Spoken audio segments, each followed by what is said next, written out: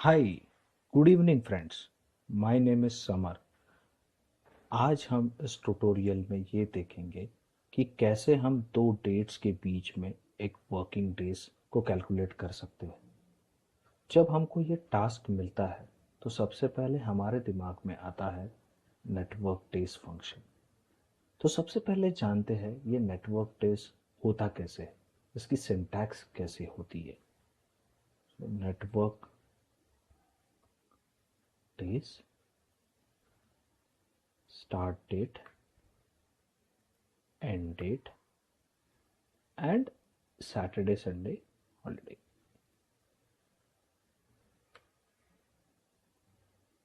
फिलहाल के लिए मैं कुछ भी हॉलीडे नहीं है ये अज्यूम करता हूँ।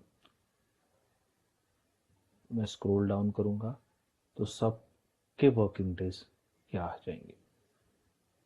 लेकिन आप मान लो किसी आप कॉल सेंटर में काम कर रहे हो या किसी मैन्युफैक्चरिंग यूनिट में काम कर रहे हो जो पूरा 365 डेज चलता है, पूरा 24 आवर्स चलता है। उस केस में हर एम्प्लॉय के वीकेंड्स अलग अलग होते हैं, सिर्फ सैटरडे संडे नहीं होते हैं। मान लो प्रिया का वीकेंड वेनसडे एंड संडे है, एलेक्स का वीकेंड थर्सडे एंड संडे है। इस केस में आप इसको कैसे कैलकुलेट करोगे? यहाँ पे तो कोई ऑप्शन है नहीं आपको। यहाँ पे सिर्फ कंसेक्यूटिव वीकेंड्स आ रहे हैं या संडे ओनली या मंडे ओनली के वीकेंड्स आ रहे हैं। इस केस में लोग पता नहीं क्या क्या करते हैं। पहले तो वर्किंग डेज निकालते हैं, फिर नंबर ऑफ संडेज निकालते हैं, मंडे नंबर ऑफ मंडेज निकालते हैं एंड देन उसको सब्ट्रैक्ट करते हैं। लेकिन ये बहुत टीडियस तरीका हुआ।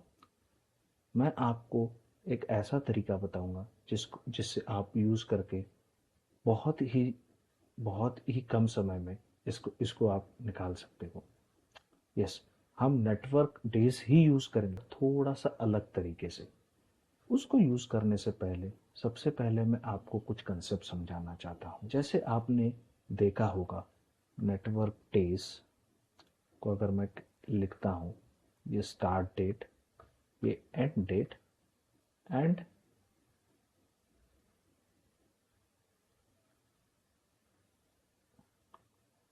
Start date,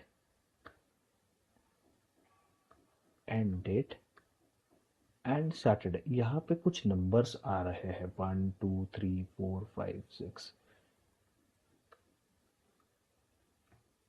5 6। सो ये नंबर्स क्या है? ये बेसिकली नंबर्स होते हैं एक स्ट्रिंग फॉर्मेट में, बाइनरी फॉर्मेट में। जैसे अगर मैं संडे को 1 लिख दूँ और सारे ज़ीरो कर दूँ तो इसकी बाइनरी आएगी 1। वैसे ही अलग अलग बाइनरी कोडेड है। तो इसको अगर मुझे इसको कस्टम में करना है तो फॉर एग्जांपल जॉन है, फ्राइडे एंड संडे, तो मैं कैसे लिखूंगा?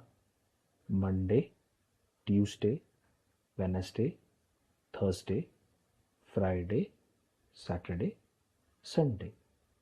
इसका मतलब ये हुआ कि John is having John Friday and Sunday का वीकेंड है। तो इसको यूज करके आप कस्टम वीकेंड्स को फाइंड आउट कर सकते हैं।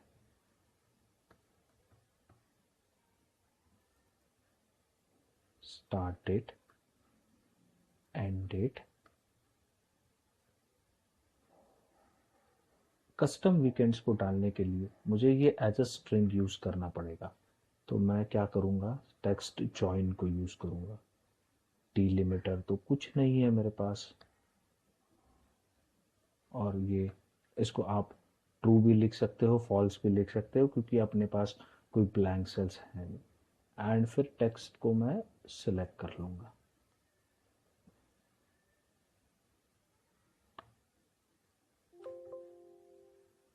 आएगा, वाओ।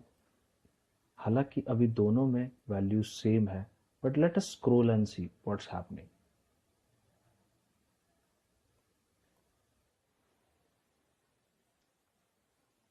वाओ, बहुत ही अच्छी तरीके से ये वर्किंग डेज कैलकुलेट हो गया with the custom weekends for for each and every employ. अगर आप गौर से देखोगे तो नॉर्मल वर्किंग डेज और कस्टम वर्किंग डेज में कुछ ज़्यादा फर्क नहीं है। जैसे आप जॉन का देखोगे, पहले भी 11 था, अभी भी 11 है। मैरी का देखोगे तो पहले 10 था, फिर 11 हो गए। एलेक्स का देखोगे 12 और 11। इसी तरह से आपको लगभग सबके सेम दिखाई देंगे with custom weekends and standard working days. But कुछ कुछ एम्प्लॉयज़ के ऐसे होंगे जिसमें आपको +- 1 का फर्क आएगा। इसी तरह आप नेटवर्क डेज को बहुत ही फ्लेक्सिबल तरीके से यूज़ कर सकते हैं एंड बहुत ही फ्लेक्सिबल तरीके से वर्किंग डेज को निकाल सकते हैं विद कस्टम वीकेंड्स। आपको उनके ऑप्शंस पे डिपेंड रहने का कोई ज़रूरत नहीं है।